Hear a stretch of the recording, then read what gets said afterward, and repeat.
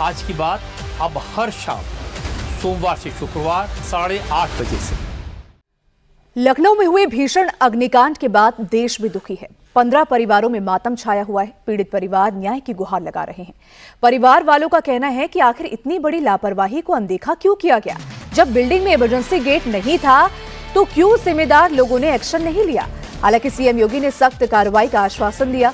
CM ने कहा कि मामले में जिम्मेदार लोगों को बख्शा नहीं जाएगा, मामले की निष्पक्ष जांच भी होगी।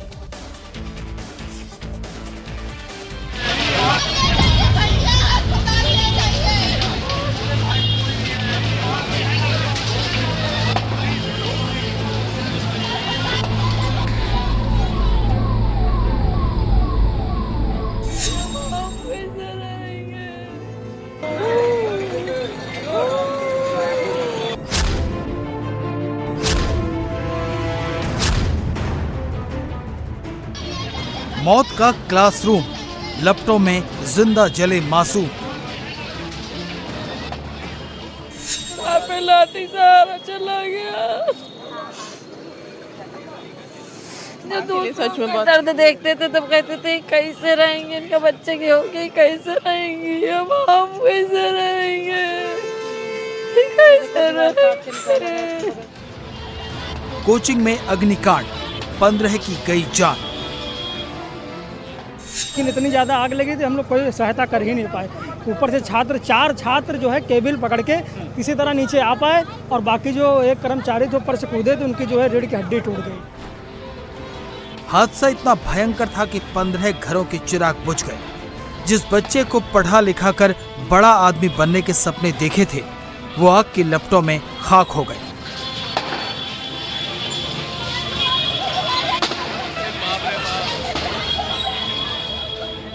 जिसने बचने के लिए छलांग लगाई वो बुरी तरह घायल हो गया। एसी में शॉर्ट सर्किट के बाद बिल्डिंग में आग इतनी तेजी से फैली कि बच्चों को संभलने का मौका तक नहीं मिला। इससे पहले कि कोई बिल्डिंग से बाहर आता, पूरी बिल्डिंग आग की लपटों में घिर गई। बिल्डिंग में बेसमेंट, ग्राउंड और पहले फ्लोर पर पेट शॉप और क्लिनिक है। दूसरे फ्लोर पर लर्निंग स्पेस नाम की लाइब्रेरी और हेड हॉपर स्टूडियो है, जिसमें 3D आर्ट प्रोडक्शन और गेम एसेट आउटसोर्सिंग का काम होता है। जब आग लगी तो कोचिंग में 20 से 22 छात्र मौजूद थे, लेकिन बिल्डिंग में इमरजेंसी एग्जिट न होने की वजह से कोई बाहर नहीं निकल पाया। ऑफिस में गेट थंब इम्प्रेशन से खुलता था। आग लगी तो गेट ऑटोमेटिक लॉक की वजह से बंद हो गया। ऐसे में कोचिंग में बच्चों ने जान बचाने के लिए खुद को बाथरूम में लॉक कर लिया। कुछ छात्र तारों के सहारे लटक कर नीचे उतर आए, कुछ ने सीधा बिल्डिंग से छलांग लगा दी। यहाँ पर आग, जब मैं यहाँ पर आया तो मैं अचानक देखा इधर आग लगी हुई थी, गाड़ी खड़ी किया। हम लोग सोचे कि जो है बचा लें बच्चों को, लेकिन इतनी ज़्यादा आग लगी थी हम लोग कोई सहायता कर ही नहीं पाए।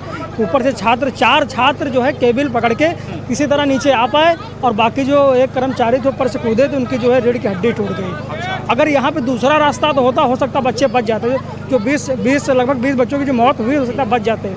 एंट्री और एग्जिट एक ही है, जाने का आने का एक ही रास्ता था, इसीलिए बच्चे एक भी बच्चा बच नहीं पाए। सब बच्चे जो टॉयलेट में अंदर घुस गए थे, वो भी जो धुआं के कारण जो है सब जो है मृत्यु हो गई। जो लोग बाहर निकल करके आए उनको भी चोटें बहुत ज्यादा लग गई। बहुत ज्यादा चोटें हैं सर, बता रहा हूँ। एक जो ऊपर से जो उस पे यहाँ पे सीढ़ी लगी हुई थी, यहाँ पे जो गिरे हैं तो उनकी हड्डी जो है टूट गई थी एकदम।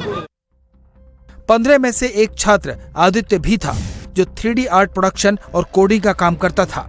जब आग लगी तो आदित्य ने बचने की खूब कोशिश की, घर वालों को फोन भी किया, लेकिन प्रशासन की लापरवाही ने उसकी जान ले ली। आज परिवार वाले बोल रहे हैं कि काश उन्होंने उसे वहां भेजा ही न होता तो उनके जिगर का टुकड़ा जिंदा होता। कितने बजे गया था? 2 बजे लगी करीब, तो 2 बजे लगी है और 5 बजे के बाद बुझा पाए। आप सोचिए इतनी देर में तो कौन नहीं खत्म हो जाएगा। 15 बच्चे खत्म हुए हैं, उसमें हमारा भी बेटा था। 15 लोगों की दुनिया उजड़ गई। मैं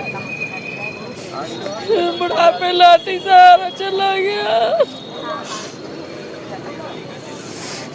सच में दर्द देखते थे तब कहते थे कैसे रहेंगे, इनका बच्चे की होगी कैसे रहेंगी, अब हम कैसे रहेंगे, कैसे रहेंगे।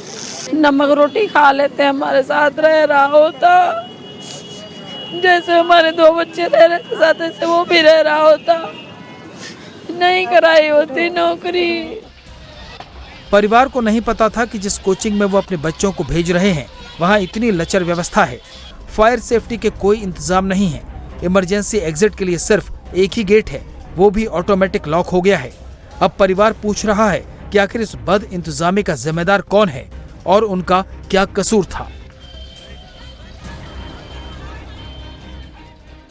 जनवरी में जॉब लगी थी, बगल वाले छत से दीवार आज 2 साल पहले, बंद है। 2 साल से वो वहीं ट्रेनिंग किया था। उसने कई बार दिखाया था, मम्मी ये मेरा ऑफिस है, यहाँ पे काम करता हूँ। जब लेके जाता था, मम्मी यहाँ मेरा ऑफिस है, बस इसके आगे नहीं जानते थे अंदर कैसा क्या बना क्या नहीं बना। अब सुन रहे हैं 3 तरफ से दीवारें हैं, एक तरफ से केवल शीशे लगे हुए हैं।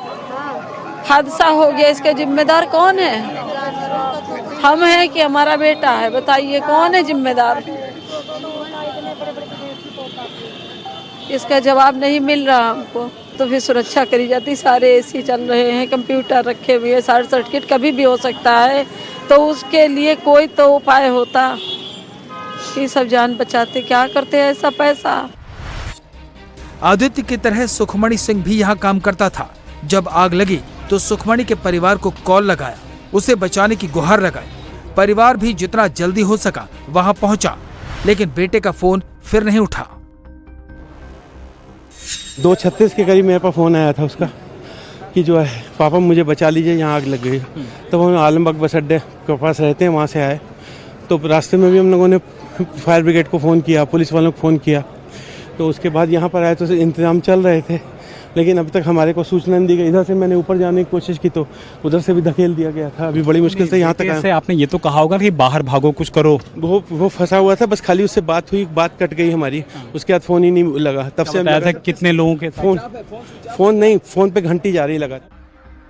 15 छात्रों की तड़प तड़प कर मौत हो गई। परिवार वाले सदमे में हैं, देश दुखी है, लेकिन इस दुख में आक्रोश पनप रहा है। अब परिवार को बस इंसाफ चाहिए, जिम्मेदार लोगों पर एक्शन चाहिए। और ये आज सुबह की तस्वीरें हैं। एक भयानक हादसे के बाद एक खौफनाक सन्नाटा। ये इमारत उस हादसे की गवाह है जिसके अंदर 15 बच्चे जलकर मारे गए। अब इस हादसे के गुनहगारों को तलाशा जा रहा है, उनके खिलाफ सजाएं तय की जा रही हैं, उनके खिलाफ आरोप तय हो रहे हैं। लेकिन सवाल हर एक हादसे के बाद यही पूछा जाता है कि आखिर इस तरह के हादसे कब रुकेंगे। ये मासूम बच्चे जो यहाँ पढ़ाई करते थे, जो पढ़ने के लिए आए थे अपने अपने घरों से, एनिमेशन के कोर्सेज के लिए यहाँ पहुँचे थे, वो इस हादसे का शिकार हो गए। बच्चों के परिवारों के लिए जिन बच्चों की जाने गई हैं, उनके लिए मुआवजे का ऐलान तो कर दिया गया है, लेकिन परिवार माएँ यही पूछ रही हैं कि उनका बच्चा क्या कोई लौट आ सकता है। तो एक तरफ आप तस्वीर देख रहे हैं, ये कल की तस्वीर है, जलता हुआ कोचिंग सेंटर, और दूसरी तरफ आप वो तस्वीर देख रहे हैं जो आज की तस्वीर है। ये जलकर किस तरीके से खंडर हो गया है। इन तस्वीरों से अंदाज़ा लगाया जा सकता है कि कितनी भयानक वो स्थिति होगी जिसमें 15 बच्चों की जान चली गई। और अब बड़ी खबर दिल्ली से, जहां मौलाना आजाद मेडिकल कॉलेज के पीछे वाल्मीकि बस्ती की झुग्गियों में बीती रात भीषण आग लगने से अफरा तफरी मच गई। सूचना मिलते ही फायर ब्रिगेड की गाड़ियां मौके पर पहुंची और काफी मशक्कत के बाद आग पर काबू पाया गया। हादसे में किसी तरह की जनहानि की खबर नहीं है, लेकिन बड़े पैमाने पर नुकसान की आशंका जताई जा रही है। पूरे मामले की जांच अब की जा रही है।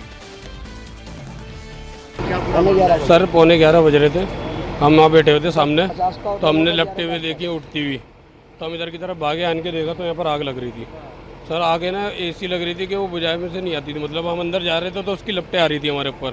तो उसमें एक बिल्डिंग में 8 जने एक फंसे हुए थे, अंडरग्राउंड उसमें से रास्ता था सर, उसमें से वो 8 जने निकाले गए। फिर बाहर आ गए तो सिलेंडर फटने लगे सर।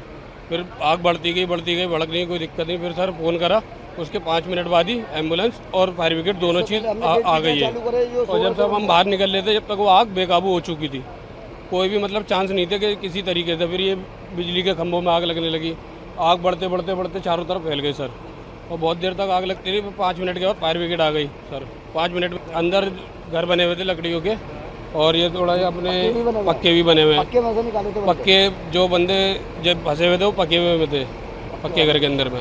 और ये एक होटल था बीच में, 2 दुकानें हैं, एक गोश्त की दुकान थी, उसके बराबर में सब।